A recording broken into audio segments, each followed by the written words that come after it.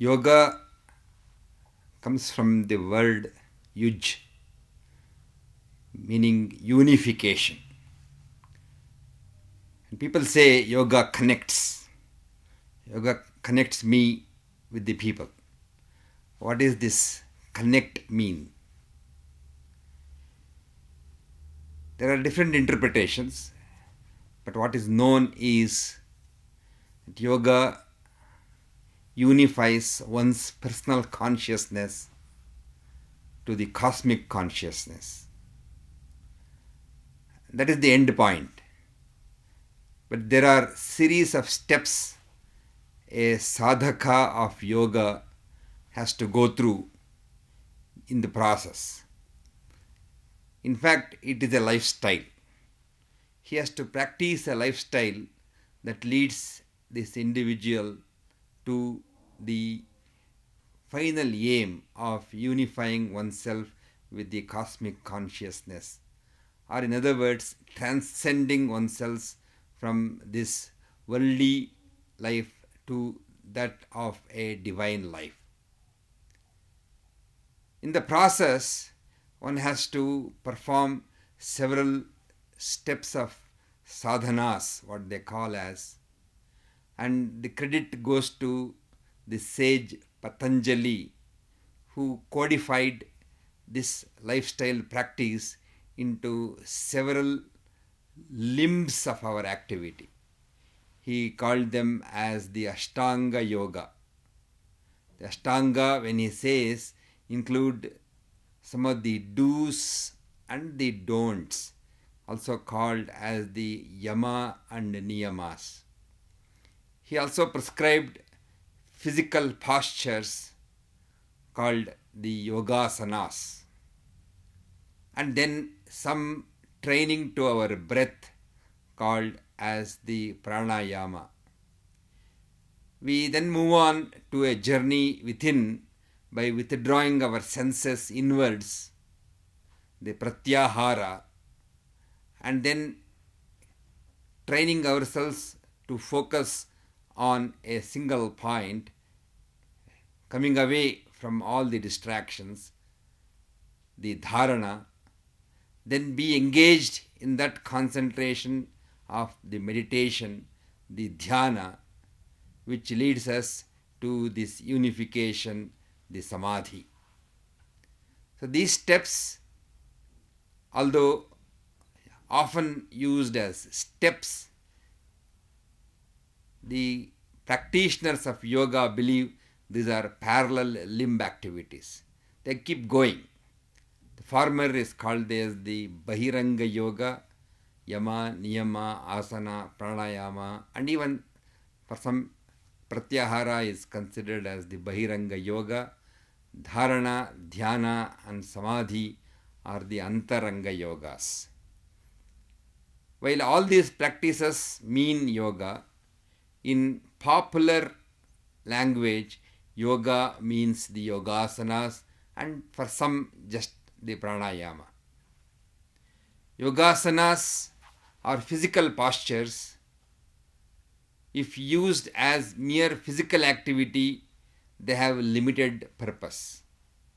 But if practiced in the yogic tradition, which include focusing oneself on the postures, being slow, being steady, synchronizing these movements which lead to the posture with the appropriate breathing, and then being mindful and relaxed all through the posture. We always mistake the movements as the yogasana. The final posture is the yogasana. The movements are mere steps. The asana itself is the posture which we finally reach in different steps going in to the posture. And holding the posture with full attention and with ease and with steadiness is the yogasana. Yogasana, if practiced properly, Each asana has a distinct benefit. We at NIMHANS have put together certain different yogasana practices with the pranayama and some brief forms of meditation in some individuals as a package, also called as the modules, which have been validated by experts who are using these procedures for different therapeutic applications, and then have tested some of these modules in clinical practice, validated them further in terms of their effectiveness in treating certain known psychiatric and even some neurological conditions. Schizophrenia, depression, anxiety disorders, obsessive compulsive disorders, attention deficit hyperactivity disorder are some of the examples of conditions wherein we have developed these yoga therapy modules. We have also done some work and tested some yoga practices in improving the memory that goes down in elderly individuals, also called as the mild cognitive deficit. In these people, at the later ages of their life, when they notice their memory is coming down, they want some help. It could well, in some individuals, be the forerunner of a impending dementia, and we have found that the yoga practices help memory symptoms, their sleep, and in some occasions we have also seen that the memory centers of the brain actually are protected by practice of yogasana.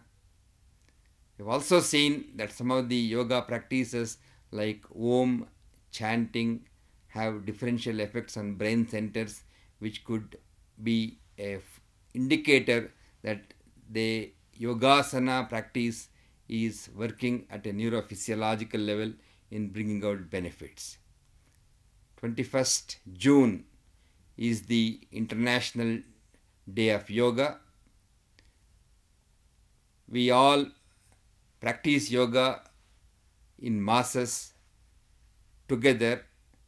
That gives a feeling of being together and gets us a feeling of being united.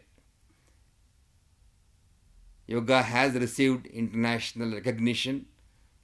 The international bodies have now declared and have recognized 21st June as the International Day of Yoga, thanks to the intervention by the current administration in Delhi, which made a case in the UN for including yoga and declaring 21st June as the International Day of Yoga.